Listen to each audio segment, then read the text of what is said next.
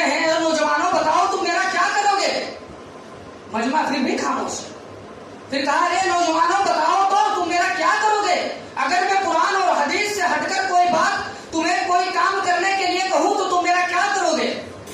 حدیث کے الفاظ ہیں کہ ایک دبلا پتلا نوجوان اٹھتا ہے اور کہتا ہے عمر اگر تو ہمیں قرآن اور حدیث سے ہٹ کر کوئی کام کرنے کے لیے کہے گا تو اے عمر ہم تیری ہی تلوار چھین کر تیری ہی گردن اڑا دیں گے. حضرت عمر فاروق رضی اللہ تعالیٰ عنہ جب یہ جذبہ وہ صحابہ اکرام کا یہ انداز دیکھتے ہیں اپنے ہاتھوں کو آسمان کے جانب اٹھا کر کہتے ہیں اللہ جب تک ایسے نوجوان دین اسلام کے اندر موجود ہیں عمر قرآن اور حدیث سے ہٹ کر کوئی دوسرا کام کرنے کے لیے نہیں کرے گا.